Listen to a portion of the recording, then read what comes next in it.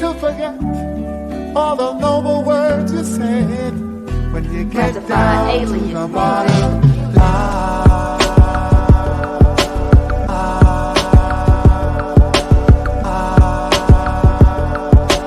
Get down to the bottom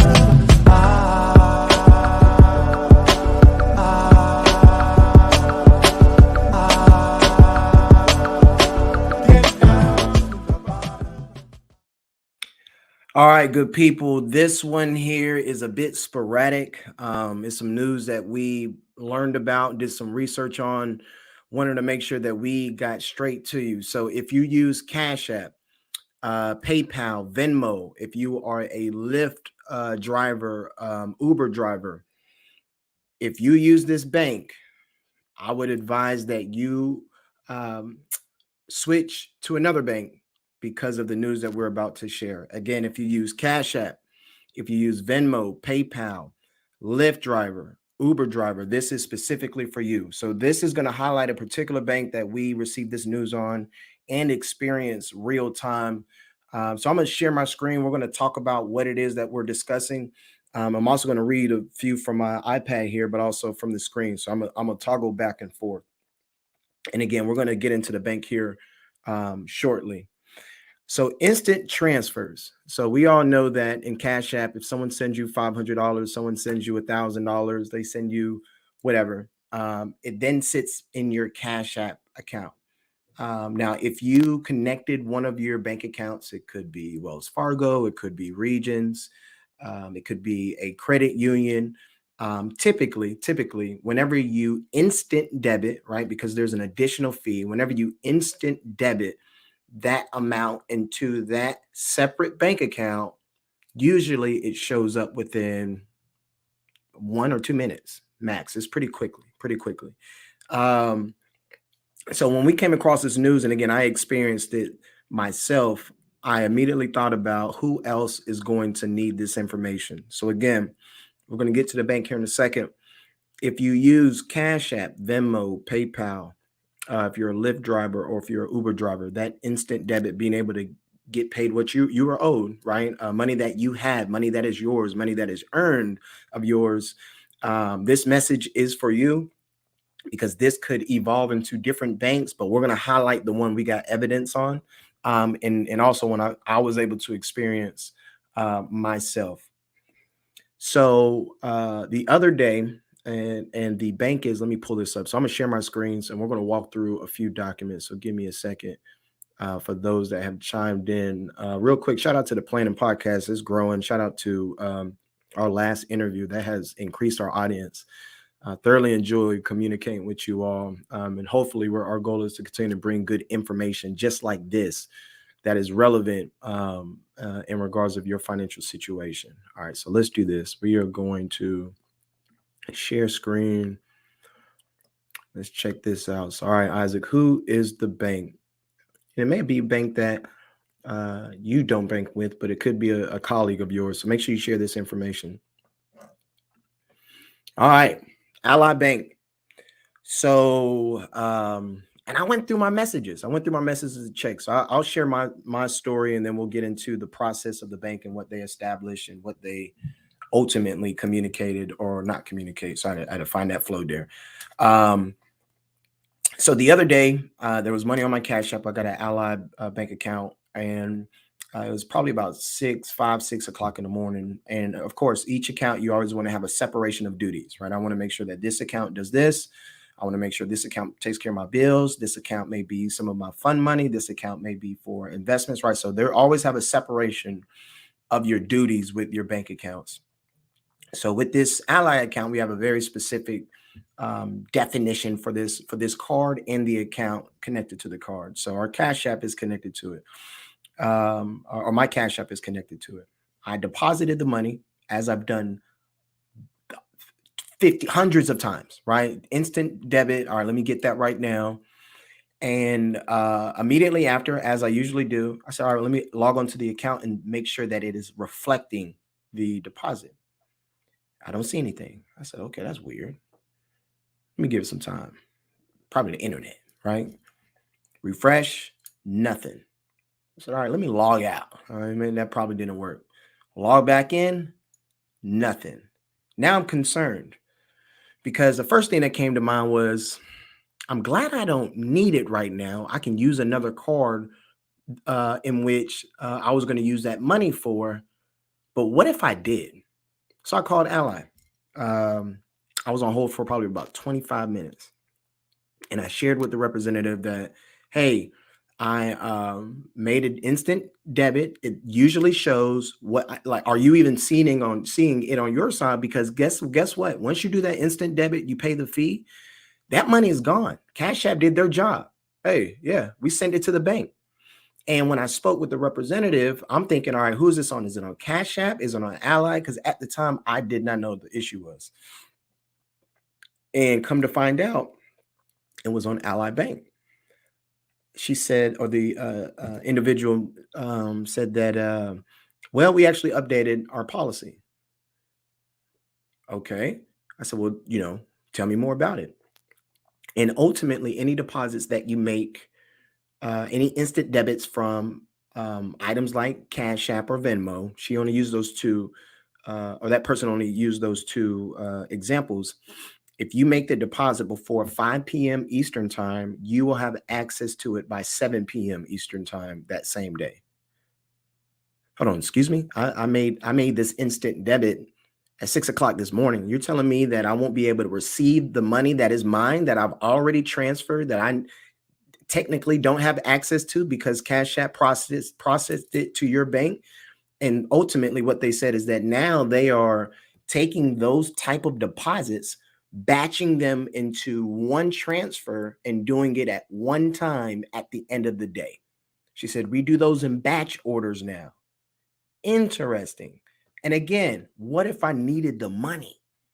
What if I needed to pay my rent by the end of that day of money that was already on my account? So again, saying that, hearing that and conversing with them, I got a better understanding. I said, okay.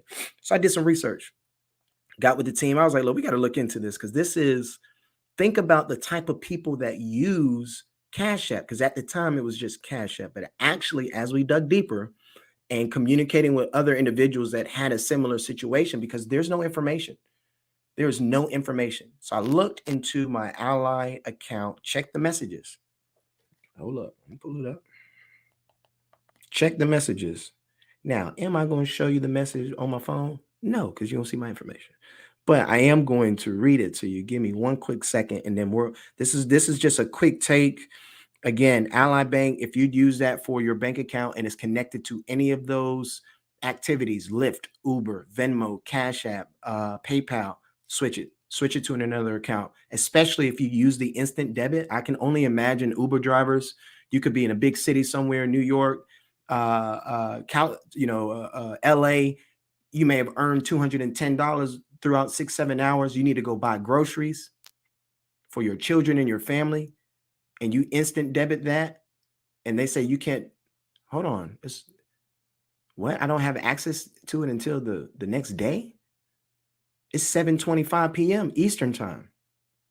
My children are hungry. This is the only time I was available, and I need to go purchase these groceries. Right.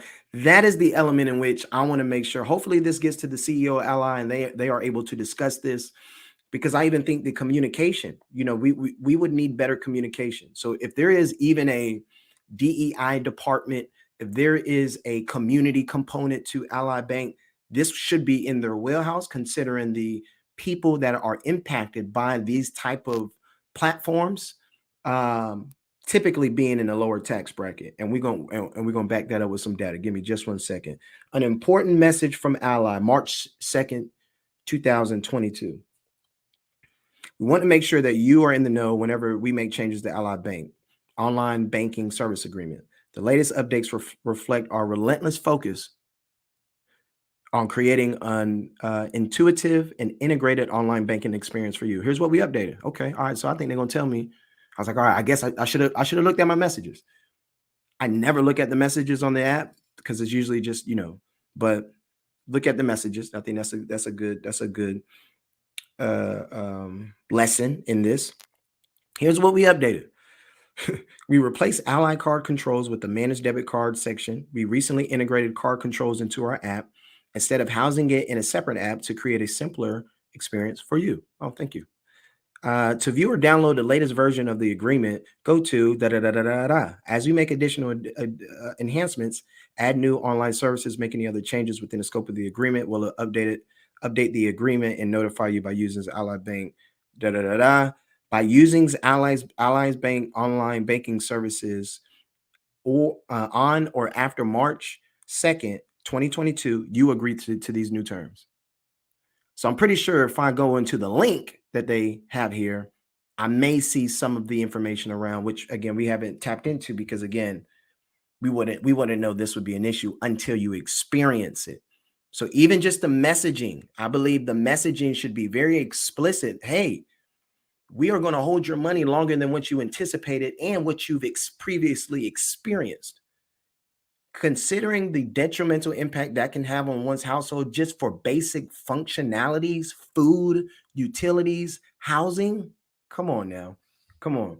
Well, Isaac, okay, you said that and this is, let me give y'all a close up. This is Ally Bank. Y'all see that. That's them. This is the bank. And here they are. Ally Bank. They could have changed it as we are recording this. I'm not too sure. But even if they did, the messaging around this, I would want other banks to at least take this and keep this in mind if they make such a radical change to one's situation. All right, let's go into another slide here, because I think this is probably a good question for us to talk about is, how do banks make money? Now, we won't be able to get into some of the specifics just due for time, right? I just wanted to highlight this particular section. But I think us learning together, right? Like that's probably one of the biggest aspects of this, is that we know that learning is ongoing, information changes. And you can also learn from others as long as you allow yourself to receive their feedback. And so there may be an experience. Somebody please put in the comments, hey, there's actually a bank I just experienced this with, and please let us know, because we want to help as many folks as possible with this information. All right, so share screen.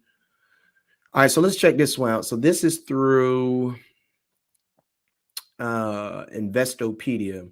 So of course, I'm naturally thinking, oh, okay, you're holding our money over for an additional day, and it seems like that you can now leverage that to loan it out. Now, I don't know about how much deposits play a role in the amount of money that banks can lend and how much revenue that can potentially generate.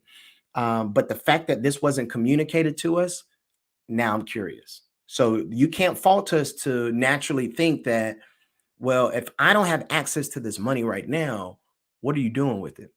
And if you are making money off of my pain, well, we got to talk about something, or I'm no longer going to be a customer.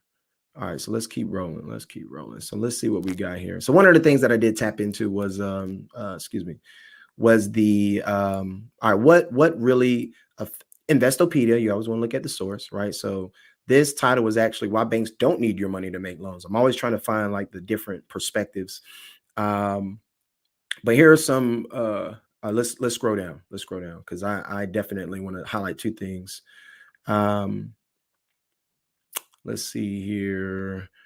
All right. So ultimately, banks have their lending has a few, or really just banks in general, they have the ability to leverage the government. So one of the aspects of the FDIC element is if something were to happen to one's money, there is a legal protection up to $250,000 per account that allows one's deposit to have some security.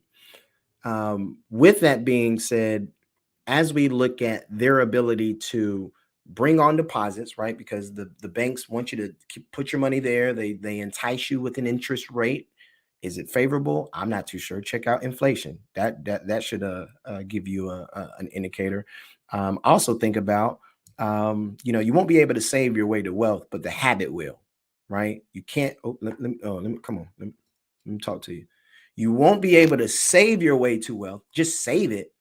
But the habit of savings will get you to wealth because you just got to put it in another bucket, right? You got to out earn interest. You got to out earn inflation, right? And so you hear a lot, oh, savings won't make you wealthy, but the habit will.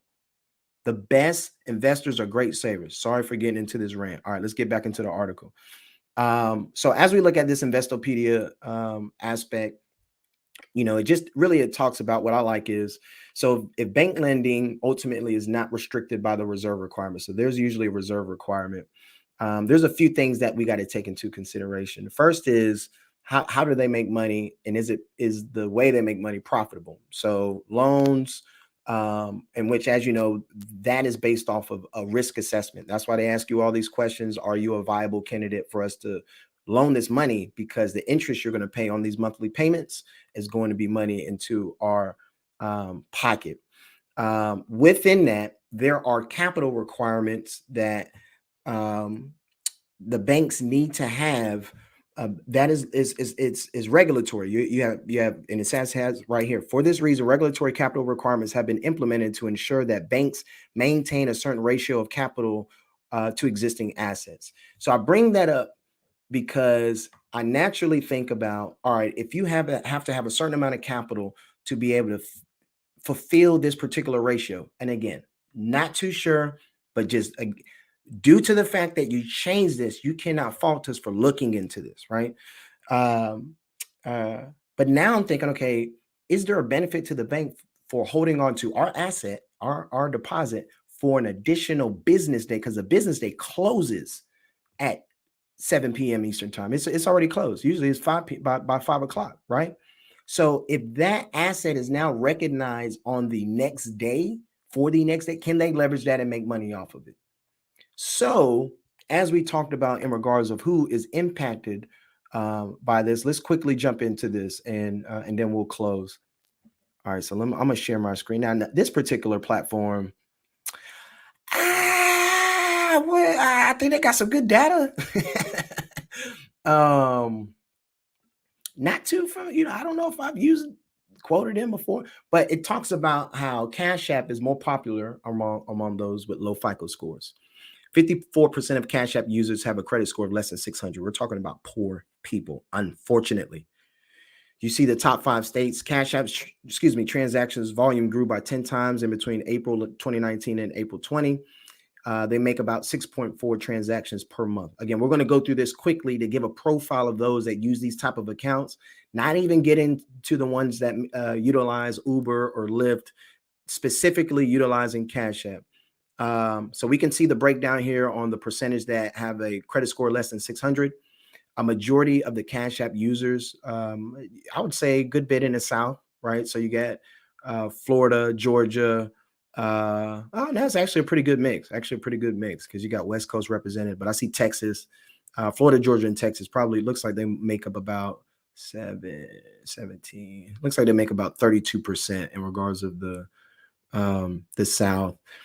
Transactions volume grew 10 times over the last 15 months. And again, just thinking about how many individuals transition their lifestyle to operate on that platform due to the change of their job, due to how they make money, or any side hustles that they may have been able to establish, right? Of course, COVID-19 impacted that. Cash App users make 6 transactions a month. This is a big deal. Look at the average transaction dollar per user. It ultimately more than doubled, right? $930 by June of 20. So I keep visiting the illustration of someone needing to pay their rent, and it's due that day, and now they incur a late fee because you did not communicate that their deposit is not going to reflect until 7 p.m. Eastern time, or ultimately the next business day. So you see the transactions. Methodology. So we ain't got to get into that. So that's ultimately what I wanted to bring to you today. If you are utilizing Cash App, you're utilizing Venmo, PayPal, Lyft, or you're an Uber driver, and that instant debit is an aspect of your living, I highly suggest that you should reconsider If you are currently using Ally Bank as the financial institution that is connected to your Cash App, connected to your Venmo, connected to your Lyft or Uber account, I would consider looking at an alternative if the instant debit component is important for you to function. All right. So this is a very specific message for those that utilize this. Hopefully this was helpful. Again, shout out to all the new subscribers. Make sure you tell a friend, share a friend. We are growing. We got an exciting interview coming Friday, a really good interview. So make sure you check that out. But I had to get to you today. I had to share this with you. And of course, Ally Bank, if you see this, I think this is a great opportunity to address it. I just want to make sure that you are thoroughly considering the audience that this impacts and the type of reprimand that this could create financially for them in the form of fines and fees that may not have been considered. So I think this is a great opportunity. But for those that need that money, go and I'll switch it on over. All right, good people. You know it. Make sure you subscribe, stay tuned. And as you know,